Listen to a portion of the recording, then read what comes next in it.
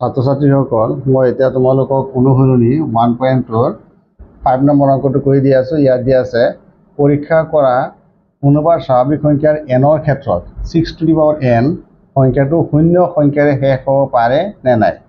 এতিয়া চোৱা ছাত্ৰ ছাত্ৰীসকল, যদি যিকোনো সংখ্যা যদি এটা স্বাভাৱিক সংখ্যাৰ অন্তৰ্ভুক্ত হয় তেতিয়াহ'লে ই শূন্য সংখ্যাৰে শেষ হ'ব পাৰে, কিন্তু সেই সংখ্যাটোৰ উৎপাদক হ'ব লাগিব 5।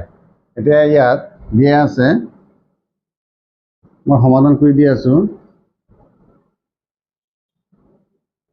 ইয়াত যেহেতু দিয়া আছে 6 to the power n, 6 to the power n ৰ উৎপাদক হ'ব দুটা, 2 into 3 whole to the power n। গতিকে ইয়াত মই দেখা পালোঁ 6ৰ উৎপাদক আছে 2 আৰু 3, গতিকে 2 into 3 equal to 6, আৰু এইটো পাৱাৰৰ কাৰণে ইয়াত n পাৱাৰ আহিল। গতিকে এই সংখ্যাটো যি শূন্য সংখ্যাত শেষ হ'ব নোৱাৰে, যিহেতু ইয়াত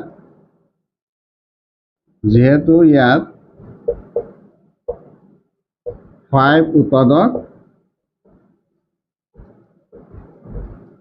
নাই। 5 উৎপাদক নথকাৰ কাৰণে 6 to the power n সংখ্যাটো শূন্য সংখ্যাৰে শেষ হ'ব নোৱাৰে।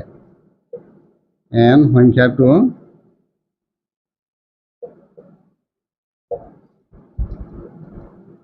শূন্য সংখ্যাৰে